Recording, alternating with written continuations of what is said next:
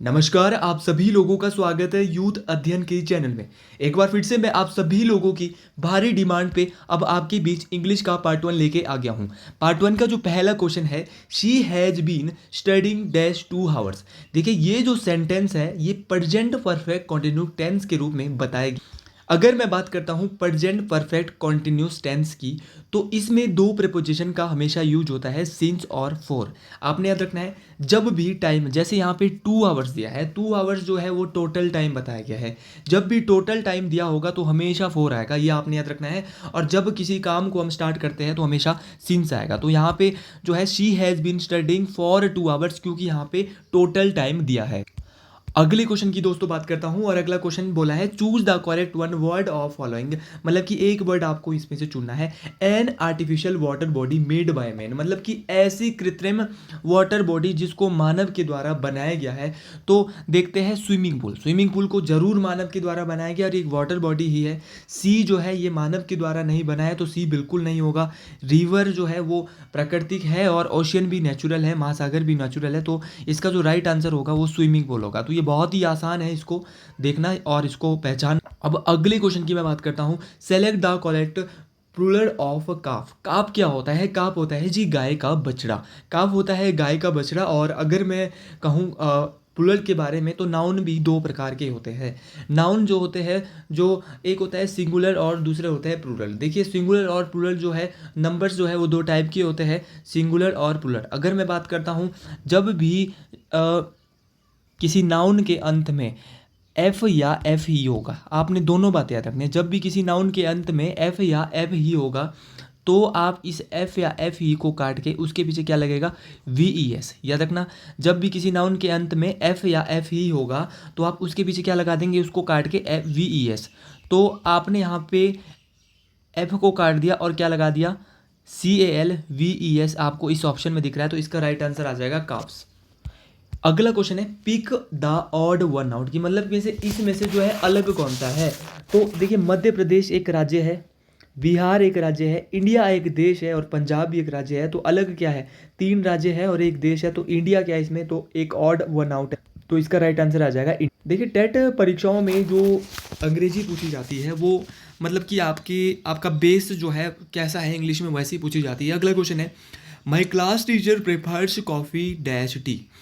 कुछ वर्ड ऐसे होते हैं या कुछ प्रिपोजिशन याद करने, आपको ऐसे याद करने होंगे जिसके पीछे कुछ शब्द लगते हैं। तो जैसे कि यहाँ पे आपने याद रखना है कि प्रेफर्स दिया है, तो प्रेफर्स एक ऐसा वर्ड है, प्रेफर के बाद हमेशा टू आएगा, याद रखना।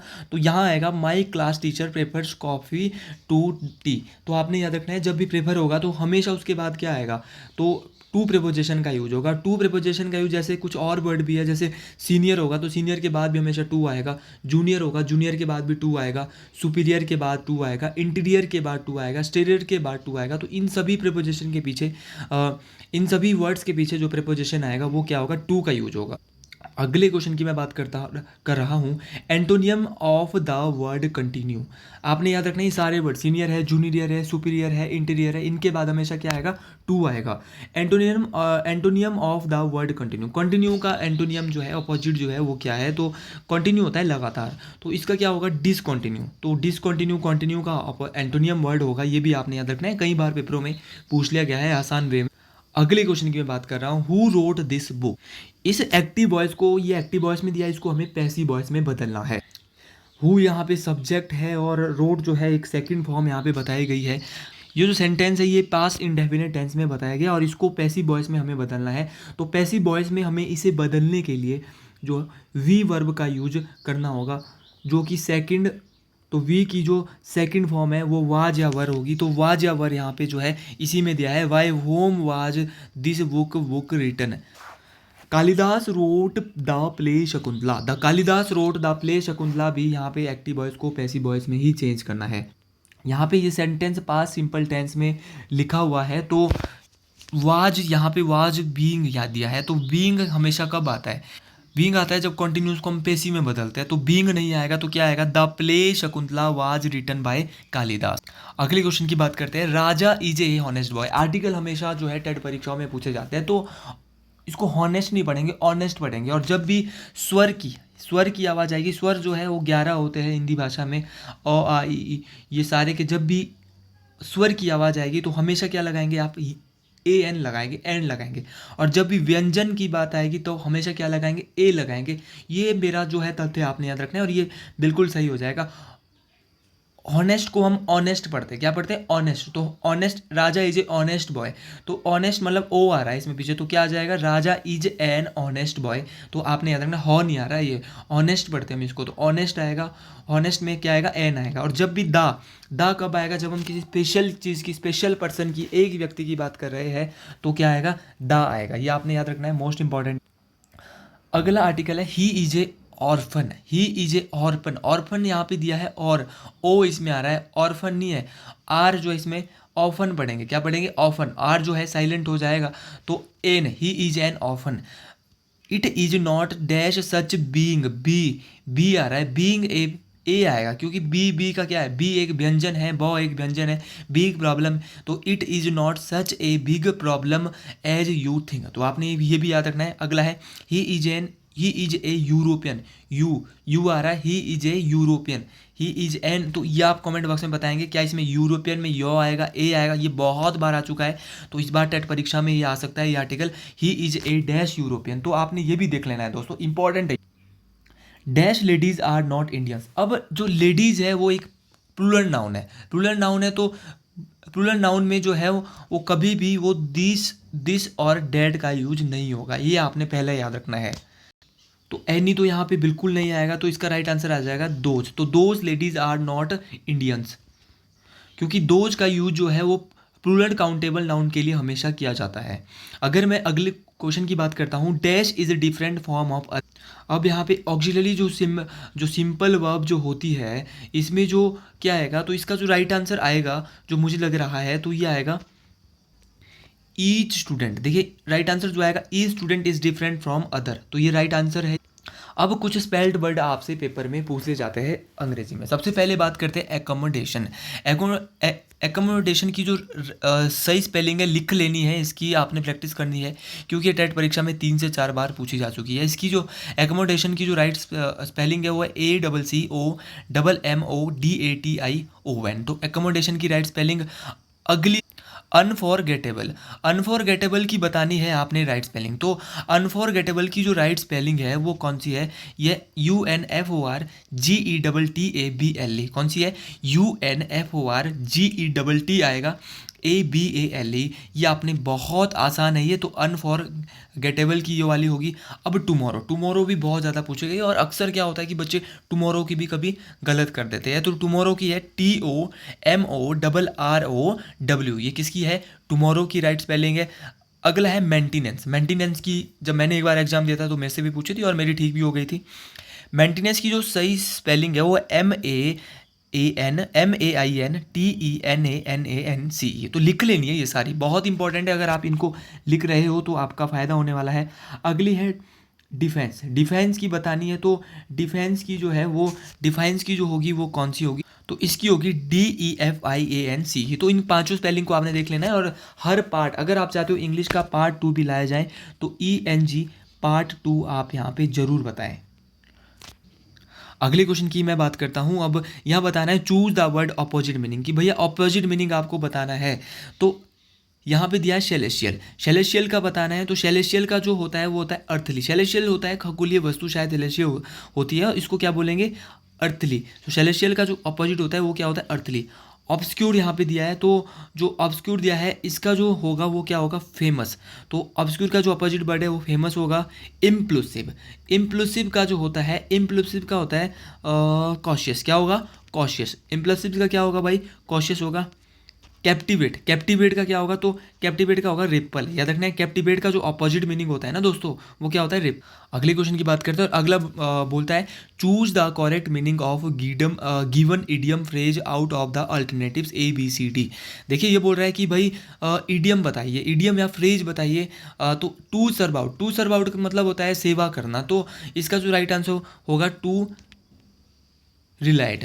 तो टू रिलाइड जो है इसका क्या होगा, राइट आंसर होगा टू सर्व आउट का। बाय फीट्स एंड स्टार्ट्स, कि दिल से शायद नहीं, सॉरी, तो बाय फीट्स एंड स्टार्ट का ये होगा, ये होगा, इसका होगा इरेगुलरली। तो बाई फिट्स एंड स्टार्ट जो करेक्ट मीनिंग होगा वो क्या होगा, इरेगुलरली। अगले क्वेश्चन की बात करते हैं, talking to heart. Talking to heart होता है दिल से बात करना, तो दिल से बात करने का जो होगा वो क्या होगा, तो टू टॉकिंग टू हार्ट का जो करेक्ट वर्ड होगा वो होगा ग्रीविंग। क्या होगा, ग्रीविंग। तो ये इडियम हमें इसमें बताने थे। अगले क्वेश्चन की मैं बात करता हूँ दोस्तों, to cut someone short. To cut someone short मतलब कि किसी को छोटा करना, तो इसका होगा the interrupt someone, the interrupt someone. तो ये भी आपने याद रखना है। अगले क्वेश्चन की बात करते हैं, ए फ्लाई इन। तो ए फ्लाई इन द ऑइंटमेंट का जो होगा वो क्या होगा, तो ये होगा, इसका होता है, इसका अर्थ बोल दें काम बिगाड़ना, तो इसका होगा a problem in A situation. A problem in A situation इसका राइट आंसर होगा, ये आपने याद रखना है। अगले क्वेश्चन की बात करते हैं और अच्छे क्वेश्चन है सारे के सारे। देखिए यहाँ पे अब वन वर्ड सब्स्टिट्यूशन आपको बताने और ये सारे के सारे आपको पेपर के लिए पढ़ के जाने, रिपीट जरूर इसमें से हो सकता है। A place where aeroplanes are kept. और आगे से जो मैं पार्ट 2 लाऊंगा ना, ये पार्ट 1 तो मैंने जल्दबाजी में ला दिया क्योंकि मैं आज थोड़ा सा कहीं पे बिजी था, व्यस्त था, अपना काम कर रहा था, जिस वजह से मैं इंग्लिश की ये लाया तो हूँ लेकिन उतने अच्छे से नहीं ला पाया हूँ। अब मैं अगर पार्ट 2 आप चाह रहे हो कि पार्ट 2 मैं लाऊं, तो पार्ट 2 में मैं प्रीवियस ईयर के जितने भी क्वेश्चन पेपर इंग्लिश के टेट में हुए वही एक सीरीज़ लाऊंगा। तो अगर आपको पसंद आ रही है ये वीडियोस तो आप अच्छे से देखें दोस्तों।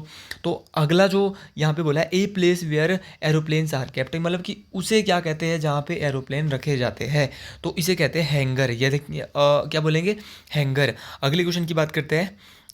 अगला क्वेश्चन है, ए वेरी फेमस पर्सन। जो बहुत ज़्यादा फेमस होता है उसको बोलते हैं लूमिनरी। क्या बोलते हैं, लूमिनरी। जो बहुत ज़्यादा फेमस होता है उसको क्या बोलेंगे दोस्तों, लूमिनरी बोलेंगे।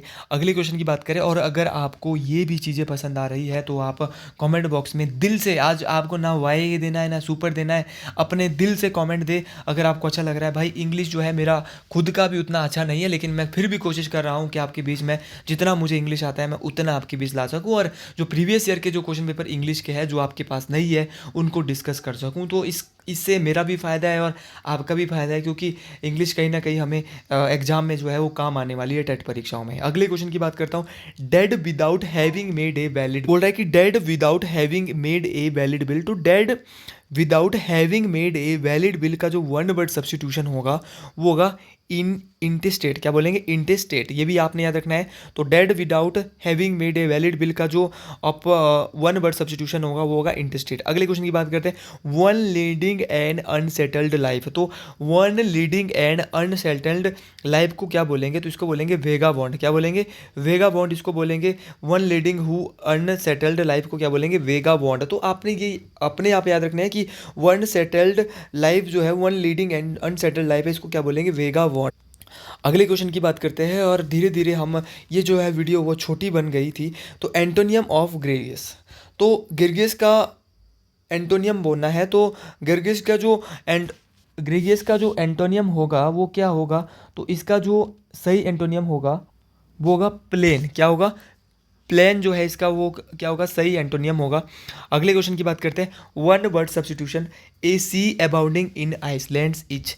ए sea abounding in island is को बोलेंगे हम आर्के लेगो। क्या बोलेंगे, आर्क्यो पे लेगो। क्या बोलेंगे, आर्के पे लेगो। तो आर्के पे लेगो जो है वो हम किसको बोलेंगे, ए सी अबाउंडिंग इन आइसलैंड से। और ये 2 से 3 बार, एक तो ग्रेगियस पूछा गया और एक ये पूछा है, तो इसको स्टामा करेंगे और अपनी कॉपी में राइट डाउन नोट डाउन करेंगे कि वन वर्ड सब्स्टिट्यूशन है ए sea abounding in island is, तो क्या बोलेंगे, आर्के पे लेगो। अगले क्वेश्चन की बात करता हूँ, I am fed up this type of behaviour. I am fed up dash this type of behaviour. तो इसमें जो प्रिपोजिशन आएगा, तो इसमें जो प्रिपोजिशन आएगा वो कौन सा आएगा, तो I am fed up with, तो हमेशा क्या आएगा इसमें, विद आएगा, with this type of behaviour. तो अगले क्वेश्चन की भी बात कर लेता हूँ। अगला क्वेश्चन है, he ordered the dinner when he had finished his work। तो he ordered dash the dinner when he had finished the work। तो यहाँ पे जो मुझे लग रहा है यहाँ पे no preposition is needed, क्योंकि मुझे नहीं लगता है कि यहाँ पे for आएगा या off आएगा, या यहाँ पे ना तो कोई फिक्स वर्क दिया है, फिक्स टाइम होता तो मैंने बताया कि for आएगा, और about भी नहीं लग रहा है और off भी नहीं लग रहा है, तो मुझे लग रहा है no preposition is needed इसका राइट आंसर आएगा। अगले क्वेश्चन की बात करते हैं, फिर से एंटोनियम पूछ लिया है भैया। Antonym of word soft soft each. तो एंटोनियम बताना है इस बार सॉफ्ट का। तो सॉफ्ट का जो एंटोनियम होगा वो क्या होगा, अगर कोई चीज़ सॉफ्ट है तो उसका उल्टा क्या होगा, तो भाई हार्ड है, हार्ड हो जाएगी। तो एंटोनियम ऑफ सॉफ्ट का जो होगा वो क्या होगा, हार्ड हो जाएगा भैया। तो ये भी आपने याद रखना है, मोस्ट इंपॉर्टेंट है। अब अगले क्वेश्चन की बात करते हैं, कॉरेक्ट स्पेलिंग। फिर से कॉरेक्ट स्पेलिंग आ गई है। तो यहाँ पे कॉरेक्ट स्पेलिंग बतानी है कोरम की। कोरम की जो कॉरेक्ट स्पेलिंग है वो क्या होती है, तो कोरम की जो कॉरेक्ट स्पेलिंग होती है वो होती है QUORUM। तो कोरम की जो अब कोरम आपने सुना भी होगा कि कोरम वही होता है जो जब लोकसभा वगैरह के चुनाव होते हैं, सॉरी, लोकसभा की जब बैठक होती है तो उसका गणपूर्ति, हम हिंदी भाषा में इसको बोलते हैं कोरम को, तो उसका कोरम पूरा होना चाहिए। तो लोकसभा राज्यसभा का जो कोरम होता है वो 1/10 होता है, ये भी आपने याद रखना है। और अंतर्राष्ट्रीय न्यायालय का जो कोरम होता है वो 9 जज होता है। तो ये कुछ जीके के क्वेश्चन थे, जीके में मैं आपके बीच आज लाने वाला था लेकिन कहीं व्यस्त हो गया था जिस वजह से जीके नहीं ला पाया। अभी जल्दबाजी में आया और इंग्लिश की वीडियो बना डाली, मुझे ये क्वेश्चन पेपर मिला और मैंने इसकी ही वीडियो बना डाली थी, क्योंकि ज़्यादा टाइम भी नहीं लगा, तभी मैं डिटेल से आज डिस्कस नहीं कर पाया हूँ। और अगर आपको वीडियो अच्छी लगी हो तो आप आज अपने दिल से कमेंट दें, जो भी आपको मेरे चैनल के लिए अच्छा लगता है भाई, तो आप इस चैनल के बारे में अच्छा सा कमेंट दे सकते हैं कि आपको मेरे चैनल से कितनी हेल्प मिल रही है। और अगर हेल्प मिल रही है तो ज़रूर कमेंट बॉक्स में बताएं। जय हिंद, जय हिमाचल, जय भारत। महादेव की कृपा आपके ऊपर बनी रही और ऐसे ही क्वेश्चन आपको पेपर में देखने को ज़रूर मिले। तो आज के लिए इतना ही, छोटी वीडियो बनी उसके लिए माफ़ी चाहूँगा। नई वीडियो लेके मैं जल्द आपके बीच आऊँगा। और अगर इंग्लिश की वीडियो लानी है तो इंग्लिश पार्ट 2 करके आप कमेंट ज़रूर डालें। बाकी मिलते हैं अगली वीडियो में बहुत जल्द। जय हिंद, जय हिमाचल, जय भारत।